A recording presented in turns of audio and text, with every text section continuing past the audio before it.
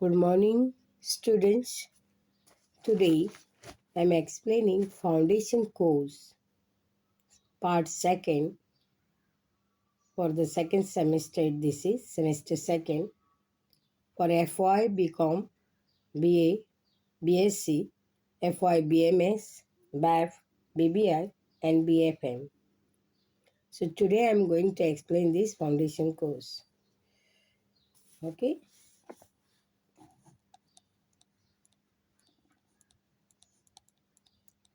Foundation Course. Okay?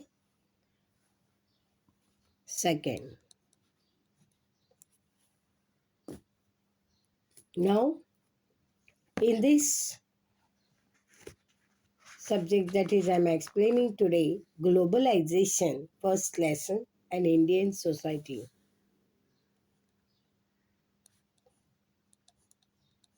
Globalization and Indian society.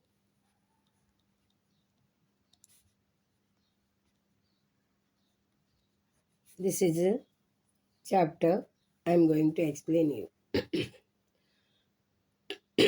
Before that, what syllabus we have to explain today? Understanding the concept of liberalization, privatization, and globalization. Growth of information technology and communication and its impact manifested in everyday life. Impact of globalization on industry, changes in employment and increasing migration, changes in agrarian sector due to globalization, rise in the corporate farming, and increase in farmers' suicide. So now, first point that I am explaining the concept of liberalization. Concept of liberalization. Very you understood. Concept of liberalization. Very important points that I am explaining you. You understood. See here the concept of liberalization. The concept of liberalization. You understood.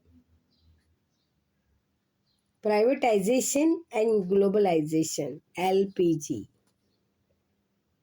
Got it?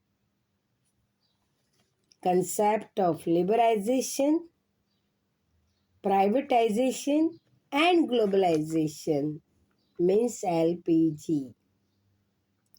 Gained the prominence in the late 20th century in many parts of the world. In India, the terms LPG gained significance with the adoption of industrial policy in 1991.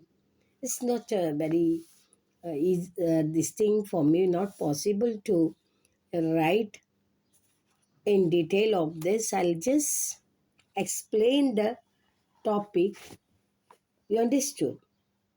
So the concept of liberalization, privatization, and globalization, that is LPG. Okay? LPG, liberalization, privatization, globalization, gained prominence in the late 20th century. Got it? In many parts of the world. Okay? In India, the terms LPG gained significance, means very importance with the adoption of industrial policy 1991. Okay? Now, what do you mean by term liberalization? You have to know. Term liberalization. Yeah.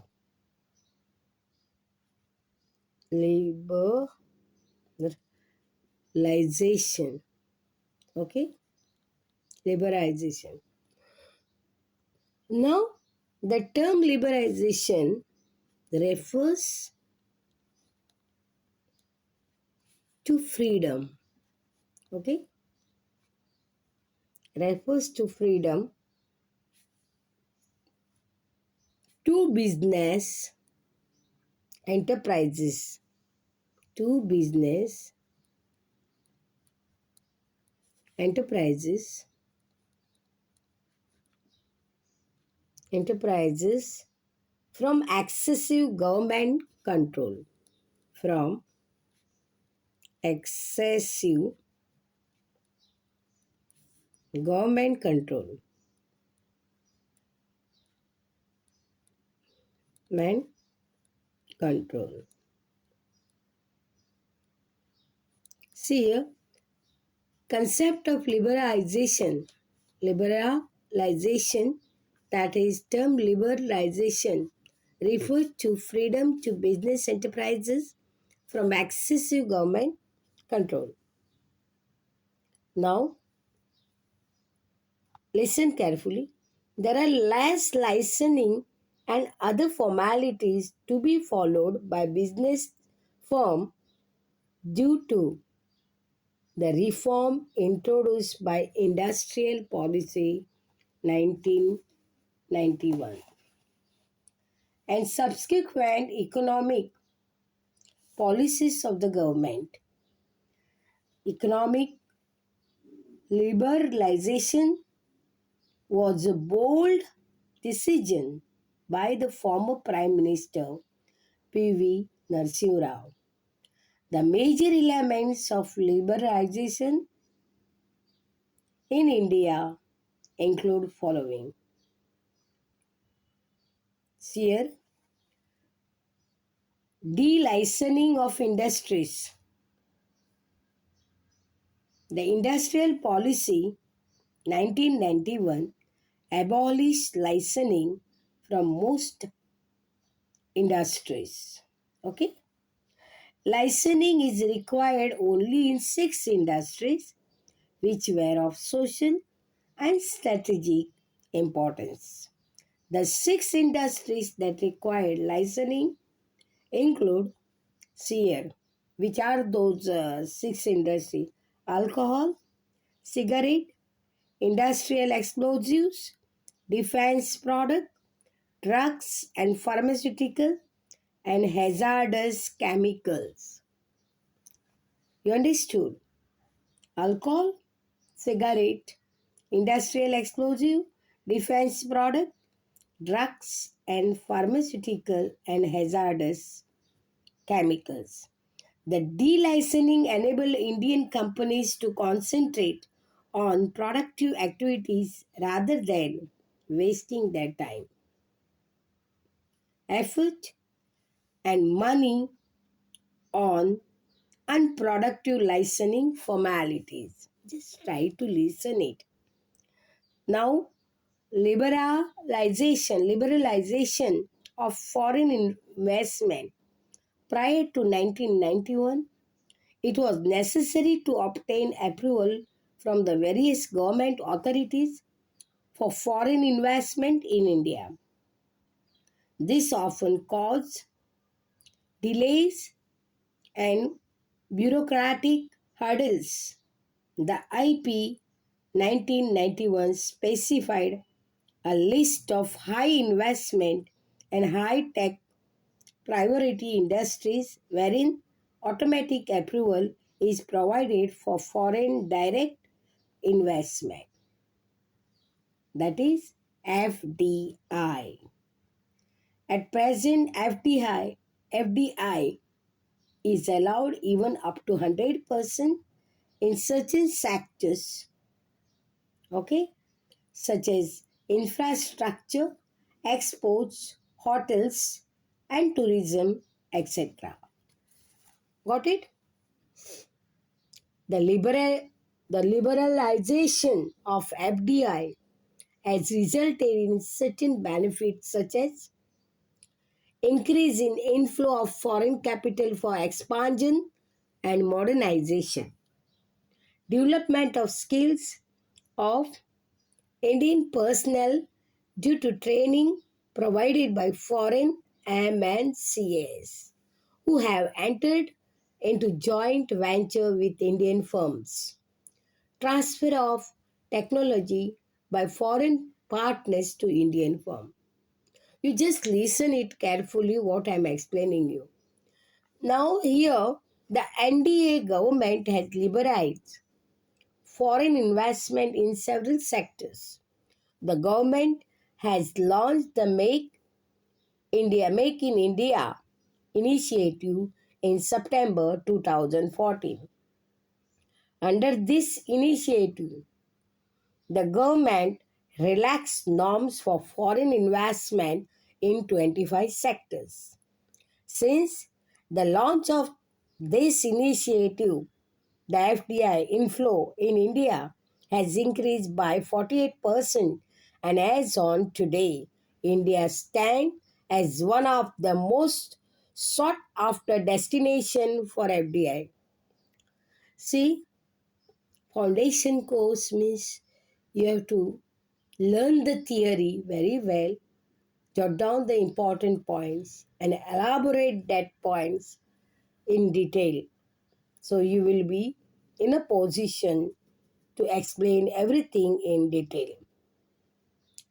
Now here, liberalization of foreign technology imports. The IP 1991 liberalized the import of foreign technology in order to bring about technological improvement in Indian industry. Automatic permission was given for foreign technology imports in priority industries up to 2 million dollars. No permission was required from government authorities for hiring foreign technicians and foreign testing of the indigenously developed technologies. The Make in India initiative of the government advocate the reduction in dependence on imports of foreign technology. The main objective of reducing the imports of foreign technology are saving foreign exchange. Listen it. Building technological capacity for manufacturing. Developing new skill. You understood? Means you have to develop your skill also. Developing new skill. Now liberalization of industrial location. IP 1991 stated that there's no need to obtain approval from central government to locate industries anywhere in the country except in cities with a population of over 1 million. So this is a very important point. However, industries subject to compulsory licensing are required to obtain government approval for industrial location. In cities with a population of over 1 million, the polluting industries were required to be located 25 kilometers away from the city limit. You understood this point? This explanation, you have to write these important points in your answer. Now, liberal taxation. The government of India has introduced liberal tax regime, the direct tax, that is a corporate tax and personal income tax, rates and indirect tax, customs, excise services, etc. Rates have been reduced. For instance, the corporate tax rate for Indian firms have been reduced to 22%, subject to condition that they will not avail any incentive or exemptions, and a flat 40% for foreign firms operating in India. This tax rate will be effective from April 1, 2020. Also, excise duties and custom duties have been reduced over the years, and the reduction is direct and indirect taxes has greatly benefited the firms operating in India. The customs are also benefited because lower taxes result in reduction in consumer prices. Now, sixth point, autonomy to public sector unit. The government of India has given autonomy to the board of directive of PSU in a decision making. The autonomy is given through the signing of memorandum of understanding MOU.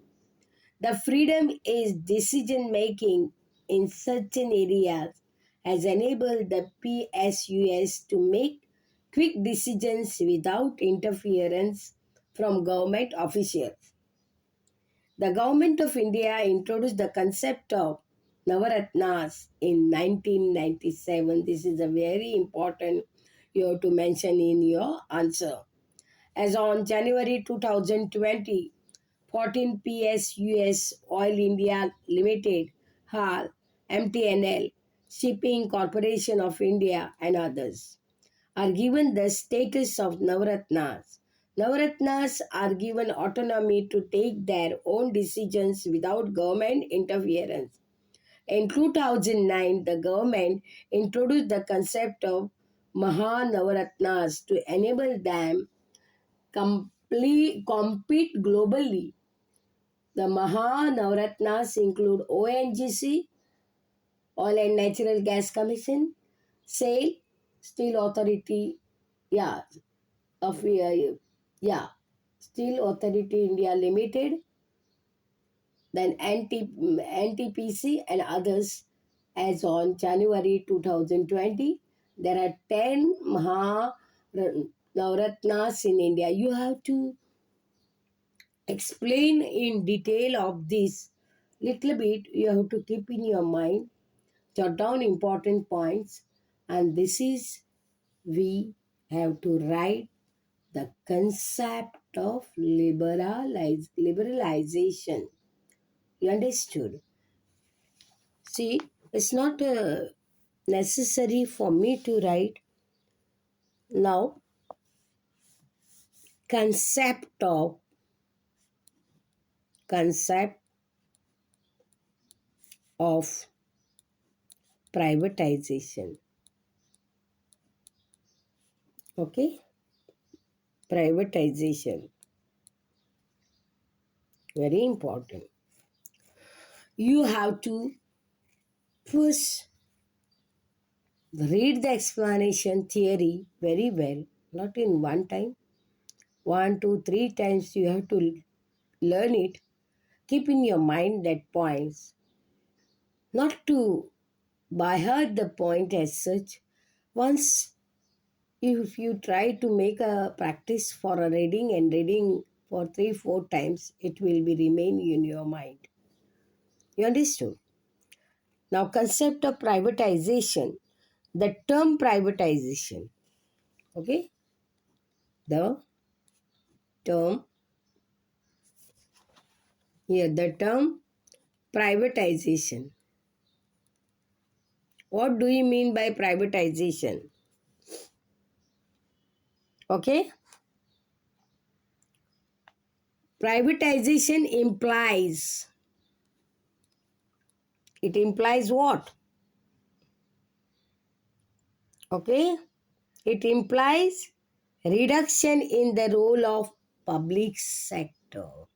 Implies reduction in the role of okay, public sector. Public sector and increase in and okay and increase in the role of private sector in business and increase okay in the role of in the role of private sector. In the role of private sector in business, in business, here in business, okay, in business and non-business activities in India and non-business activities activities in yeah activities okay activities. See here, the term privatization implies reduction in the role of public sector and increase in the role of private sector in business and non-business activities. Got it? In India, the concept of privatization gained importance, very important. You have to write this, especially in the post-term period, that is since 1991. You have to mention it. Now, the two main elements of privatizations are as follows: reservation of public sector. Listen it. The number of industries reserved for public sector was reduced from 17 to 8 in 1991. There was further reservation of public sector. At present, there are only three industries reserved for public sector, that is railways, atomic energy, specified minerals. The reservation of public sector has enabled the entry of the private sector in those industries which were earlier reserved for public sector. This has generated competition between the public and private sectors firm, which in turn has improved customer service and efficiency of the firms. You have to explain it. Now, disinvestment of public sector. In 1991, the government announced a disinvestment of public sector units, especially non-strategic ones. Disinvestment in a process of selling government equity in PSUs to private parties. A number of PSUs have been disinvested investors such as VSNL, CMC, Balco, etc. And the disinvestment is undertaken to achieve the following objectives. Very important. To provide good customer service, to overcome political interference in managing the unit, to overcome corruption in PSUs, to make effective use of proceeds from disinvestment, to improve efficiency of PSUs, etc.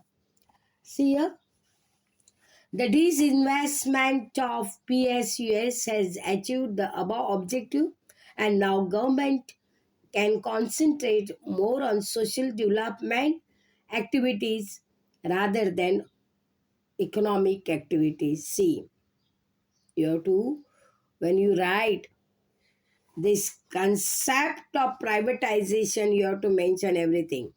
The public sector unit like Coal India, ONGC, NHPC resorted to sale of government. You have to give example. Stakes to ITC, L&T, Larsen and Toubro, and Axis Bank.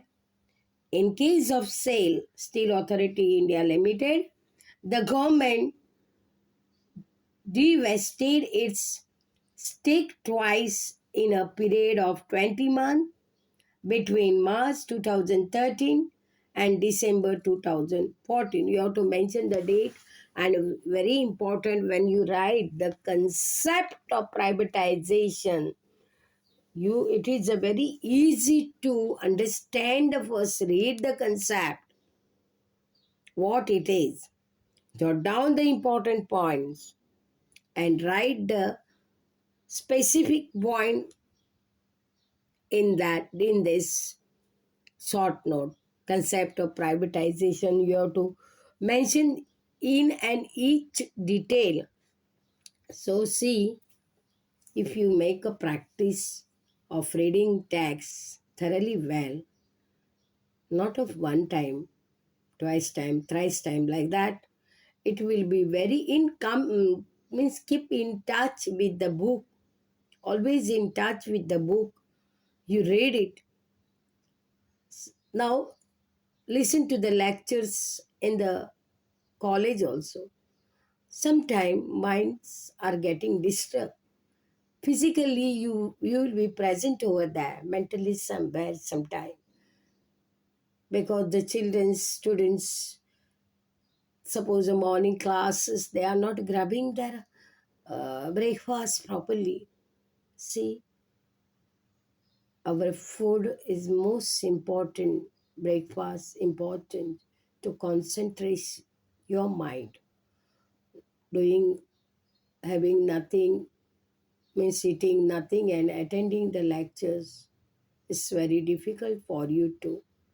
So be healthy. Only yes, you have to study, but don't go, this thing, have a breakfast properly.